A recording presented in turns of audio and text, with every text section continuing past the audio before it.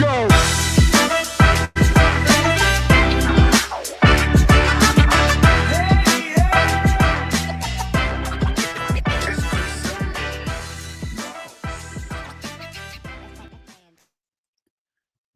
Happy Wednesday, July 23rd. It's getaway day in the MLB. I don't know if you've looked at the schedule tomorrow, Derek. There are 4 games. There are a lot of teams playing 12 o'clock games today who might just want to speed things up so they can get some dinner plans in and have all day off tomorrow. Getaway days. They are a real thing. Producer Mick says like, comment, subscribe. Good to see everybody here this morning. Bad news, releases 1 and 4 straight up. Good news, social releases. We got the Soler home run. We got the Jazz home run. Always make sure to follow the comments in Derek's posts with the social releases. Tough day. On the other side, my releases went 2 and 2. Tough day for you, Jacob Misarowski guys, guy gets pulled at 64 pitches. I'm like, I saw him come out because the first inning was electric, right? Like Logan Gilbert strikes out the side. He was pumping 102. And I'm waiting to see if this was like a debut. Did he roll his ankle again? Did he hurt himself? No, they just pulled him. Yeah, he's had a really short leash most of his starts throughout the minors, his first few in the majors. And then he goes 90 or I think 100 in a couple games, and everyone's just assuming, all right, they're going to let him do this now. But no, like they keep him on a very short leash. He's young. They want to take care of him, I think. Yeah, and I think that's where you get a little value at Drake Baldwin for the NL Rookie of the Year. I mean, he's a rookie catcher with an 800 OPS who's played all year. I think he's before the break, I know he was plus 320, but a lot can happen with those young pitchers down the stretch in terms of volume. And let's be honest, the hype around Misarowski was off the charts coming out of the All-Star break. Yeah. But hey, that's a tough one. Good question out of the break right there. JPC fourth, always good to have you. Any idea how long Eflin will go today? That is a tricky one. I think what he threw 68-ish in his last rehab start, and I think you have him tagged for 75. I think I have him around 80.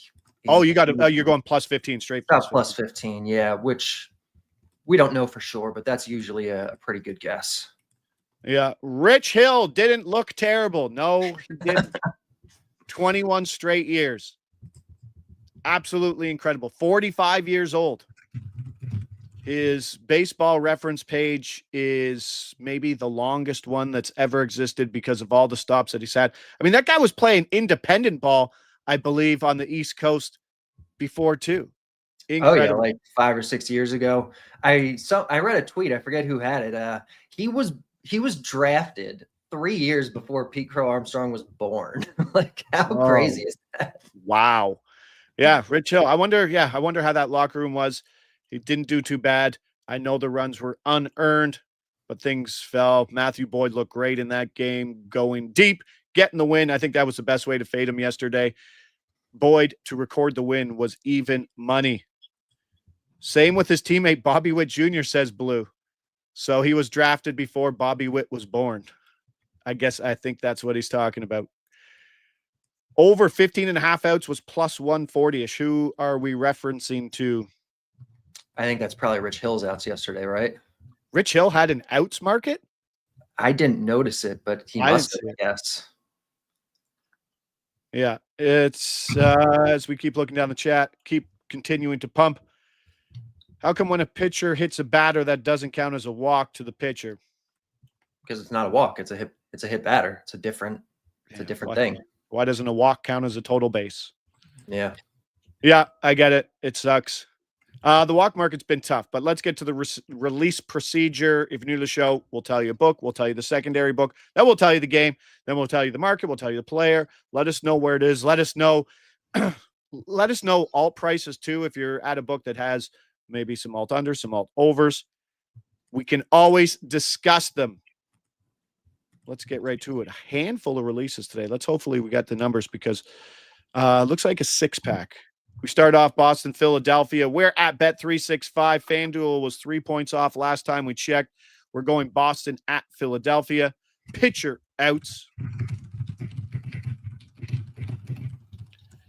And producer Mick seems like he's rushing over here. And I think he might have his microphone on. But producer Mick is getting a dog today.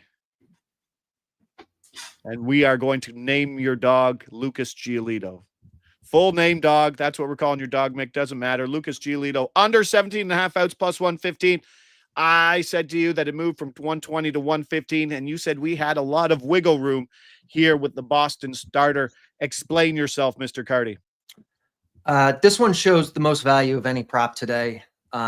This one, I would be putting this on the show, if it was down at even money. You can probably take it a little beyond that. Minus 105 is probably fine. Maybe minus 110.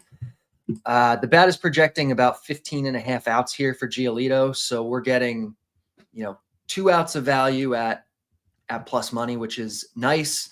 The matchup is tough going into Philly, facing a really good Philly offense, that can draw walks, can run up pitch counts.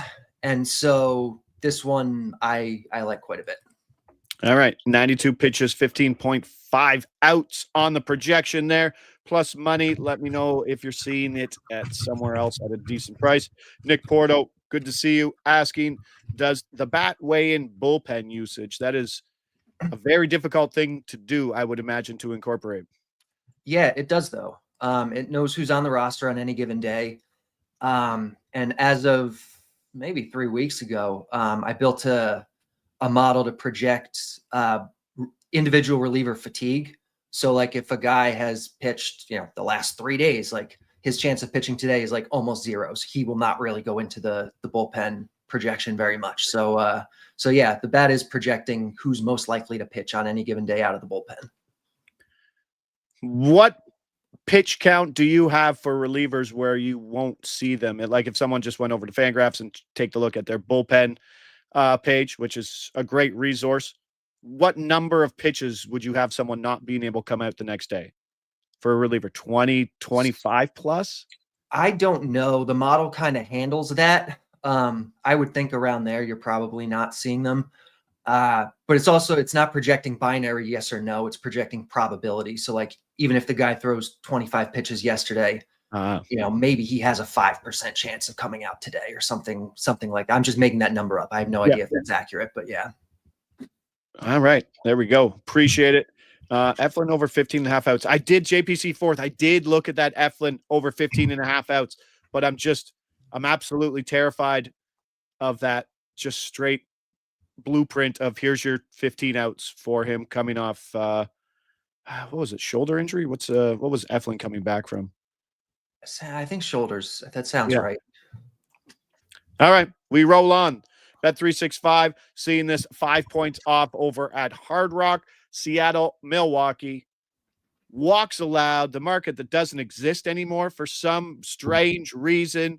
Plus 135, Luis Castillo under 1.5 walks allowed. Got the number. If you're waiting, you can get DraftKings that will open up this market later. DraftKings took away the under walks, which is crazy, but they add them later in the day, which means I still think they were super volatile at those big prices, especially like this plus 135.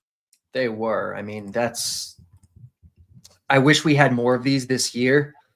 But we take them where we can get them. Plus 135 for, a pitcher with decent control, kind of a neutral enough matchup here. Extreme pitchers umpire, which, or I guess just a regular pitchers umpire, which helps. It's one of these ones where it projects as like I can get the exact number, but like a 50-50 kind of play. And we're getting 1.52, I believe. Yeah, 1.52 is the projection. Projects to win 54% of the time. We're getting it at plus 135, and we'll take it. Nice.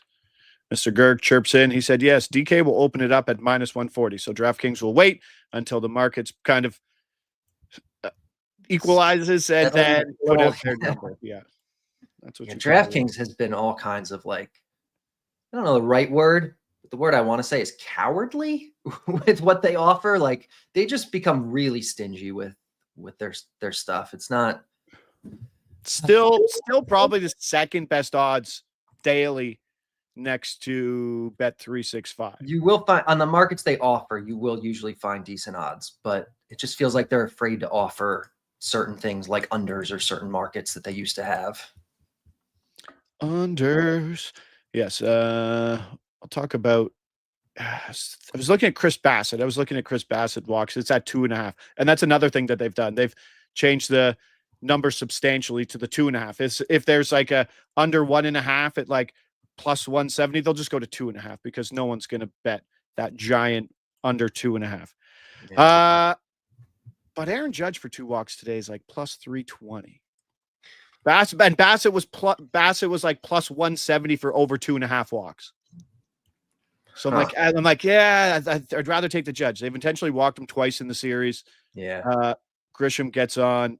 Bellinger's hot. So we'll see. I don't know. Houston, Arizona, 365. We're looking at 5 points off of Fanatics, 10 points off of DraftKings. That was at the top of the show. Maybe those numbers have moved. Houston, Arizona. Derek Carty's extreme hate for Houston Astros pitchers. Oh, they're giving us 5 points here. Hey, so take it. Going the other way. Let's go. Brandon Walter under 17.5 outs.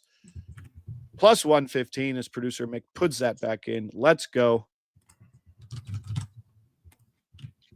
Hit that like button from Big Mick. Daddy Mick with the dog. We haven't even gotten to the dog talk. We're making sure we get these. Now, 84 pitches and 17.2 outs. You have this projected as. But, I mean, do we owe the Astros pitching coaches how they've handled all of their pipeline and such? I mean, Blanco, Arrighetti, JP France, like those were guys who owed us a lot of money over the last years, right? Like they were like, it just seems that everybody on this damn roster goes 18 outs every time. Yeah, it's tough because like he's probably not better than an above average pitcher. His control is pretty good, which helps limit, the pitches per at bat, helps his efficiency. He's in a tough matchup though. He's facing a good Arizona team. I think he's kind of overrated. It's a park downgrade for him. The bat's projecting 15.7 outs here. It's about a 62% win rate on this. So yeah, maybe he burns us like Houston pitchers have done. I don't know. I'm going to take it. No, but it's 8 starts over it. It is. I'm not trying to put you on the spot there. No. I go through the order. Right. Like it does feel like a thing, but right. I'm just the picture of like JP France and those dumb glasses is like ingrained in my head. Right. Spencer Arrighetti. How do I know that name? Just because it's like, why are you pitching like this? You shouldn't be that good. But no, they've done pretty well. Fad and Irving Otis. I don't feel like Fad owed us any money last year. Jake Irving's not a good pitcher. We know that. Like that's Fad, I feel like was profitable. Anytime his under walks projected well, it's like a gimme. I think the book was out. I think the book is out on Fad. I think he pitches again today. I think his hits market's at 6.5, which is gigantic. But he's just a guy who gets contact early in counts. He doesn't walk anybody, and he averages like 3.5 pitches per plate appearance. It's crazy. Yeah. And the thing to remember too, with guys who, quote unquote, owe us money, like it can be frustrating to like lose on the same guy over and over. But you have to understand that it's going to be a normal probability curve. Like there's always going to be guys that just by random chance are at the extremes, that you're losing always on this guy, you're winning always on this guy. You don't want to overcommit to any individual edge, but also you don't want to overreact and be like, okay, like this guy we're definitely wrong about. Like we don't know that. Some guys are just going to run that way by pure variance. Someone has to. JBC Fourth does say Manuel Margot owes us the most, and I don't believe that's true. I believe that's true, man. No, we do the under hits, or we do the under strikeout, and he'd get 2 at bats, but he'd get 1 of each or something. Like it was just insane. Ibanez owes us more from the start to finish, I think. Agree to disagree on Margot. I'm an Ibanez guy. Sticking at 365. 10 points off at Hard Rock, 25 points off at DraftKings at the time we put these in. Interesting one here. Athletics at the Rangers. Michael Helman, under 0.5 hits at plus 175. Helman, under 0.5 hits, plus 175. You have him projected out of the one hole. You have him facing JP Sears. I see NA next to his name. Is this a Michael Helman debut in the leadoff spot, possibly? No, he was in the leadoff spot on Monday against a lefty. He started 3 games against a lefty this year. One of them was leadoff. 2 of them were 9th. And he has been pinch hit for, I think, in all of them. He has a 44% pinch hit risk today against a lefty. And this shows good value. So it shows good value with him leading off. If he winds up hitting 9th, this is insane value. Because he might get 2 at-bats. So we'll definitely take this here, and there's some hidden upside on this as well. Elvis had 2 at-bats yesterday, too. Whatever his name was, the Yankees guy. That. Oh, was it Yorbit? Yorbit. Yeah, Yorbit under strikeouts. Yeah, Yorbit. And he struck out in one of his 2 at-bats. Like, that's always the most frustrating. It's like you get it right, but it doesn't go your way anyway. Imagine 2 months ago saying the Rangers and Patrick Corbin had the pitching edge today versus JP Sears. But Patrick Corbin, now I'm going to jinx it because he had a Patrick Corbin play coming out in a bit. Patrick Corbin has been fantastic. At home, he's striking out a batter per inning. Like, why do you think Patrick Corbin is making all this money? At one point in his career, he was a very good pitcher. And then he fell off a cliff. But, like, it's worth noting his stuff plus this year is the highest it's ever been. Like, it's still below average, but it's not terrible the way it was a couple years ago. He's got it. He's got it. Rangers push. All right. 2 more plays. Let's go yard. Angels, Mets. We're at ESPN. Is that where we are right now? Sure. Yes. Angels and Mets. Let's go home run. ESPN. You need 100 points. Yeah, this one was off market where we were trying to get it. Yeah. A couple books had really good odds on it, and I think they're all gone now. Yeah, it was. You know what? If we can go over to Ballybet, they had this 25 points off, which would still be okay. But the 100 points, I think, is too much. Yeah, at the point when you sent the message, Bally was plus 475, and Bet365 was 100 points shorter there. So maybe just an outline price, but yeah, if it's there at Bally plus 475, Joe Adele, let me know in the chat if Joe Adele is plus 475 for a home run over at Bally Bets. But kind of an outline price, we'll wait to see. Not sure if producer Mick's going to bring that. Oh, he's fine. I don't know if producer Mick, his familiarity with the Bally page. Yeah. Oh, he's here. Oh, we got it. Come on. 475. Yeah, 475. We'll take it there. 475. Where's your buy point? You said 100 points is no good, but somewhere. Yeah, I'm good at 475. 450 is probably fine. Beyond that, I like it a little bit less. Rivers is at 430. Let me know. 330 at DK is crazy off. Yeah, 330. I have no interest in that. Actually projects as negative ROI. Wow. 430 can be. Thank you, Yahtzee.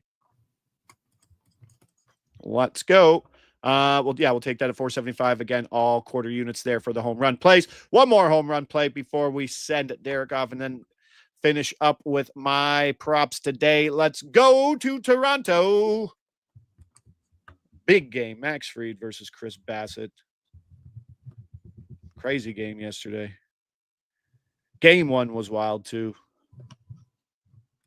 Tickets. Did I tell you how much it would have cost me to take my family to the Jays game on Monday, Derek? Canadian? No. $1,600 in tickets for 4 of us. I also only have 3 people coming with me. That's insane. Just for like regular tickets, not like, right behind home plate or anything crazy. No, just like in the lower bowl. Yeah. Like 20 rows back or something that aren't in the 500s. Yeah, that's pretty nuts. I don't know who's spending that money. They play 81 games at home. It's not like the Rolling Stones coming to town. You'll see them the last time ever, and you'll pay that money to go see Bruce Springsteen or whoever you kids are seeing these days. Yeah. Trent Grisham for a home run, 575, quarter unit facing Chris Bassett, who I know you haven't put this into the calculations, Derek. He has 2 home runs over 13 at bats. Why not? And I forgot to mention my favorite stat of the day. Joe Adell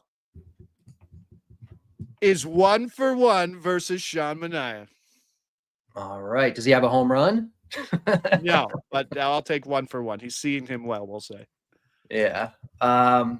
Yeah, Grisham's a guy who, I mean, I bet his home runs a lot since we started doing home runs. I'm looking at my record. Bet him 10 times. He's hit it 3 times, up 2.5 units on quarter unit plays. So it's been really profitable.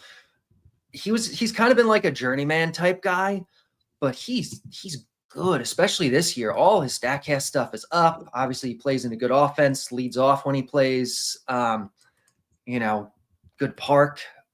He's just good, and the books just keep offering him at these kind of odds. So I'm going to keep taking him. I like that. Yes, he will be hitting leadoff today versus Bassett. Hopefully gets to second. Hopefully strike out Cody Bellinger and then walk Aaron Judge.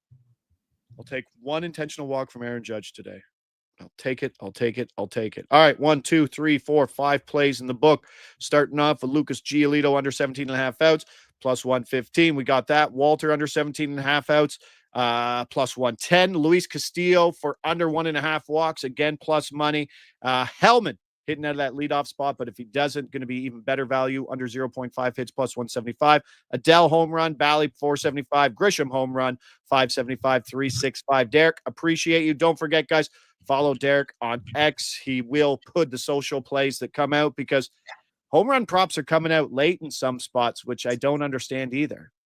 Yeah, some guys, for whatever reason, they just wait until 3:00 in the afternoon to put out lines for them. So, definitely keep an eye on the socials. If I see stuff that I like, I will be adding it. Jordan Boningler goes, how much do you weigh hitters' prior history against a starter in their props? He doesn't much. Yeah, it's hard to, yeah. Yeah, I don't at all. It makes you feel comfortable, to see it, and it's nice. But generally speaking, there's very little to no predictive value in it. There we go. Awesome. Before you leave, put you on the spot. 2-syllable name for producer mix dog. What is your suggestion? Right off the top of your head. Has to be 2 syllables because you can't call a dog with 1 syllable because it sounds stupid. All rise. All rise. Okay. All rise. All rise. All right. But when you say it fast, I don't know if people will get it, but okay, we'll put that in the choices. Looper. There you go. All right. Appreciate you, Derek. We'll see you back here Friday, pal. All right. Later. All right. Solo show. Carty, of course. See, that's where it should have been. Carty. There you go. Producer Mick. Get that microphone ready. Do you have a dog name ready to go? You're picking the dog up now, or does the dog already have a name and you can't change it? No, I'm in the process of weighing names. I need suggestions. Parlay. I just saw Parlay in the chat. That's a pretty good one. Parlay? That's awesome. What kind of dog, says Nick Porto? That's another important question. She's just the mutt. She's a breed. She's 100 different breeds. She's a rescue from the Bahamas. So. Oh, from the Bahamas, a Jazz Chisholm. Let's go. I like it. Roscoe. Parlay's cool. Are you going? Yeah, dude. Are you going to go betting related?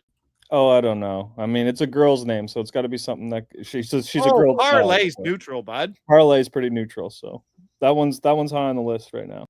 Yeah, parlay sounds a lot better than straight bet. That's for sure. Deucer. Oh, come on. Covers. Yeah, name your dog Covers. There you go. Here, Covers. Pervetta. I'm gonna name her Pervetta. Oh, it's too much. It's too much. Parlay is really good. That's my leader. All right. Good luck with the pickup today. Let's fire off some bets. Let's fire them off quickly, but not too quick because I don't do that. Chris Paddock, this one's been moving. I already dropped him today. Was on Visin this morning, dropping these similar plays, but added a couple more. Chris Paddock under 17.5 outs, minus 125. This one is moving. I'm buying this down to minus 135. It was minus 110 this morning. He's in LA. The wind's blowing. He's been terrible. He's gone under this in 7 straight starts, but in those 7 starts, he's pitching to an 8.55 ERA. Why are they letting him pitch so deep into games? Why are they letting him throw 95, 96, 97 pitches? Need that leash to get shorter, but if it doesn't, he's shown that he can still get under this number despite throwing 97, 98 pitches. More runs coming in that Dodger series. See you later, Chris Paddock. Love it. Moving on. Next play, let's go. Slade. Now, I don't think it is Ciccone. I think it's Ciccone. Slade Ciccone. I think it's double S's, under 17.5 outs. This is a number that has jumped too. I'm on the minus 115. I think there's value here to the minus 130, similar spot. Coming off a season high. Now we get to go through this second time through the rotations, which is nice. Coming off a season high, 108 pitches in his last start where they tried to give him the complete game, but he was 2 outs short. He was a guy who wasn't even throwing 90 pitches in his first 8 starts, but over his last 3, 107, 105, 98. Does he go revert back more so to his early stuff, especially coming off 107 pitch where they really let him go? I certainly hope so. Cleveland's one of the hotter parks today, sitting around 90 degrees, lots of humidity, hoping for kind of a 90 pitch outing here and a loss of efficiency over that heavy workload in his previous start. Projection from Derek, 15.75 outs at 86 pitches. That might be a little short. Bump that up to 90, and we're still sub 17 projection on the outs. Referenced him earlier. Yes, he's a punching bag, but this punching bag is going over 4.5 strikeouts today at plus money. I think he can go as low as minus 115 at this price. Striking out a batter per inning at home. And he gets an incredible strikeout matchup, which is obviously priced in. But the Athletics, a top 2 strikeout team over the last 7 days, over the last 30 days, 25%. The lefty can get this done. 6, maybe 5 innings, 6 strikeouts, 6 innings, 6 strikeouts. Looked great in his last start. After the break, 17 outs, 3 hits allowed, no runs, 6 strikeouts. And that 6 strikeout mark is pretty important right now because that seems to be close to the floor. He's hit 6 strikeouts in 5 of his last 7 starts. He had 5 in one of them. So at least he's getting to that floor of 5 or 6. And there's always some value in betting on an ugly name, which at this point of the season shouldn't be Patrick Corbin. He's been pitching well. 90 pitches, 4.9 Ks on the projection. Buy somewhere into that minus 115, minus 120 range. Getaway day. Early, 12 o'clock games. Under. Reds, Nats. On the EV site, they do have projections for totals. This projects as the best plus EV play on the total. The projection Derek has on this game is 7.76 runs. Fair price at minus 158.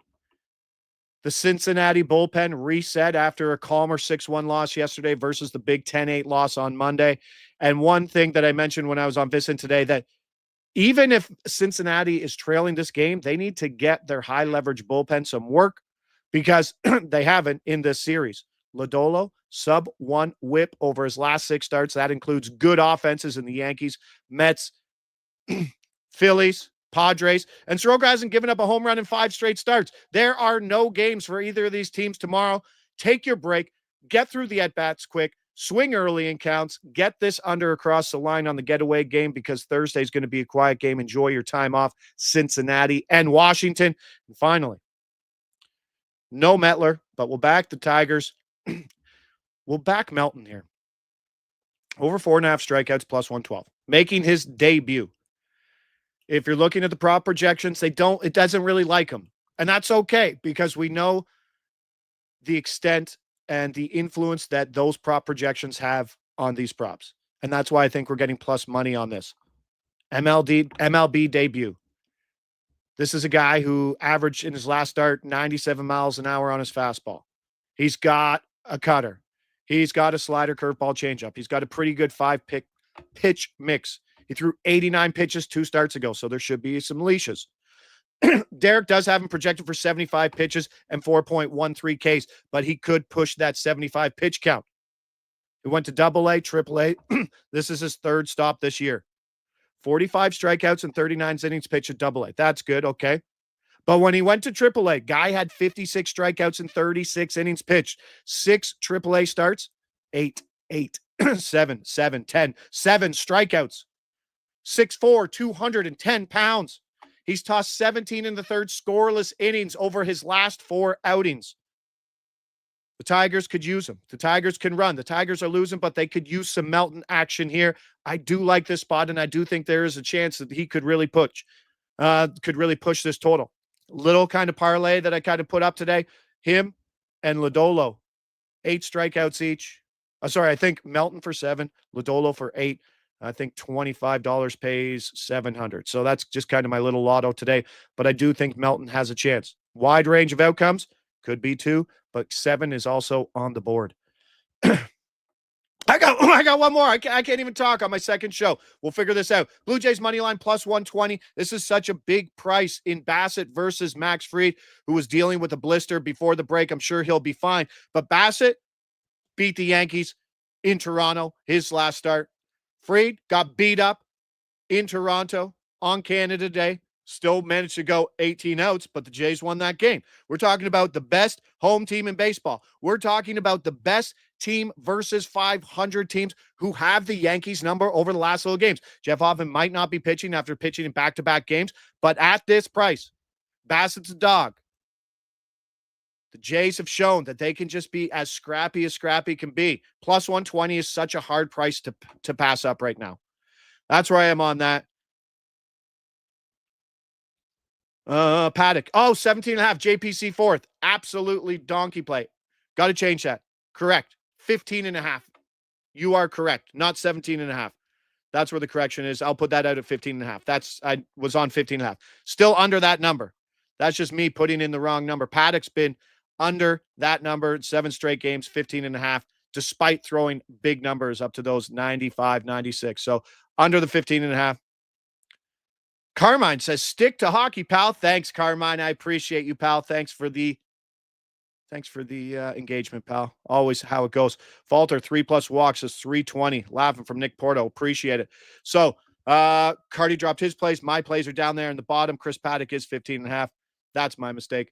But the big thing today, producer Mick is calling his dog parlay. And if he doesn't, he's going to break all our hearts. Afternoon baseball. Absolutely love it. Finish up here now. Back again tomorrow, 9:15. Joe is back.